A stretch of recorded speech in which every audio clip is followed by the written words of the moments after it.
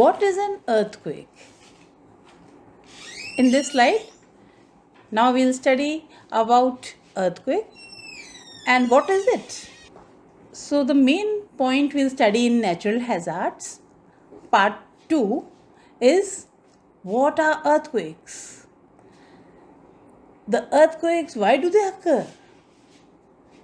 And how can we come to know before about them?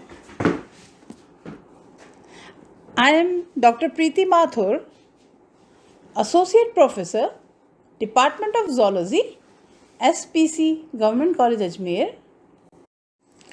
Earthquake are ground movement caused by the sudden release of seismic energy due to tectonic forces.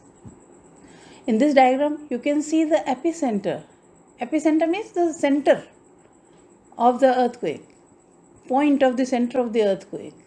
Then it is also shown the focus portion in the middle. Now, the focus of an earthquake is the actual location of the energy released inside the Earth's crust. The epicenter is the point on the Earth's surface directly above the focus.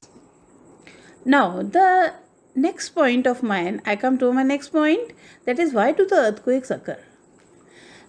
They occur due to the seismic energy, which is usually caused by the brittle failure, that is fracturing of rocks under stress. You can see the diagram in the figure. You can see the distribution of earthquakes around the globe. This commonly occurs due to movement along tectonic plate boundaries. In this slide, you can see the earthquake magnitude. The figures are given clearly over here. What are the effects of earthquakes and the approximate number of each year? Year-wise the number is given and the effect is shown clearly in this slide. You can go through it.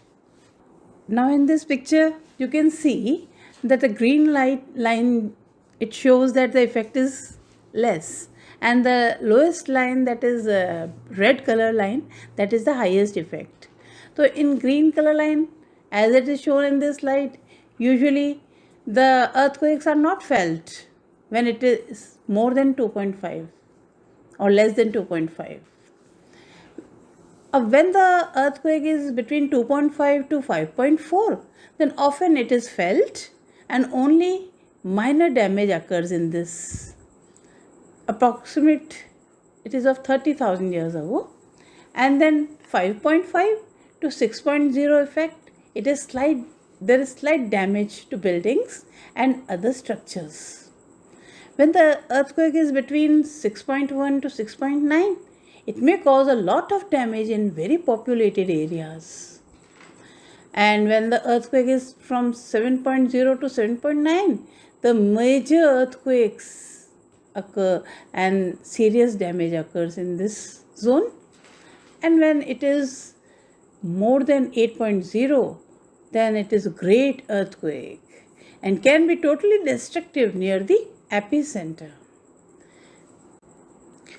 Now in this slide, you can clearly see the pictures shown, and these pictures are of San Francisco. Here the great earthquake occurred. Here the magnitude of the earthquake was 7.7 to 8.3. And in my previous band, I showed you that the more than 8 earthquakes are there. They are called as great earthquakes, and they are very, very destructive. And they are near to the epicenter, right? So it comes in every 1 year, 5 to 10 years, sorry. It comes every 5 to 10 years, and you can see the photos of San Francisco. See the destruction, see how the buildings, they are being crushed and they are going to fall. So see, so clearly it is shown over here. Earthquake hazards. These are important hazards to understand. The neutral hazard that on average kills the highest number of people per year. It is more than 1 million during the past century. Commonly strikes this earthquake commonly strikes without warning. It does not give any time for evacuation, and it is not at all predictable trend to earthquake numbers, magnitude, or location. Thousands of large earthquakes occur every year. If it is of less than 20, then it is light one. And if it is more than 7, and these account for 90% of the energy released and 80% of all the fatalities. In this pic, you can see the destruction caused by the earthquakes. See the slides here, see the destruction which is caused. इस slide में you can see, and we can also learn how to mitigate the hazard from earthquakes.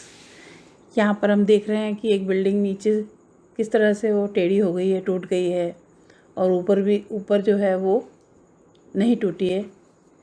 तो इसको reinforce कैसे करें buildings को?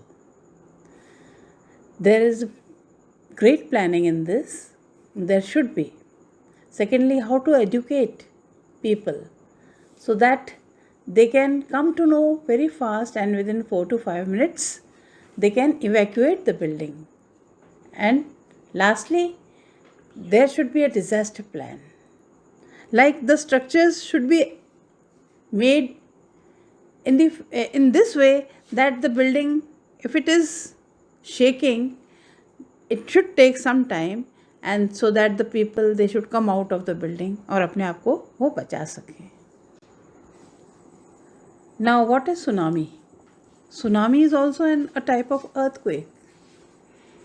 But the only thing is that this earthquake comes inside water, ocean. The earthquakes and tsunami, an earthquake under the ocean has the potential to form a tsunami. The earthquake must vertically displace overlying water, extension or compression faults, and not transform. See the extension over here shown in the diagram. Compression इस तरह से होता है, आप देख रहे हैं blocks बने हुए हैं, और ट्रांसफॉर्म किस तरह से हो जाते हैं, इससे तो 3 टाइप से होता है ये tsunami. And the plates, they are heated up and they are disturbed. So in 3 ways I have shown in this diagram, you can see. In this diagram, in this slide, we come to know how does an earthquake form a tsunami. In the first diagram, you can see this is a normal condition. In the second diagram, you can see there is a wave. The plates, they are disturbed and there is a wave formed. The water is shown in a wavy form.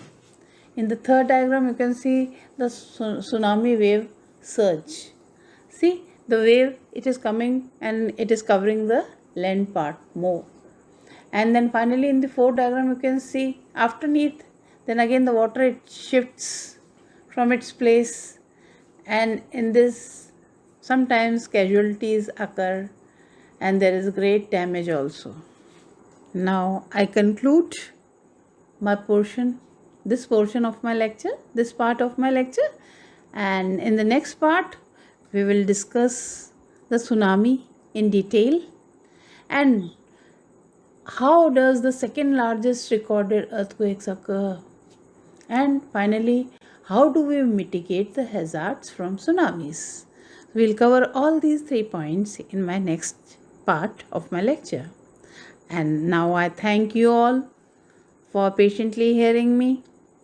I am Dr. Preeti Mathur, Associate Professor, Department of Zoology, SPC, Government College Ajmer. Thank you.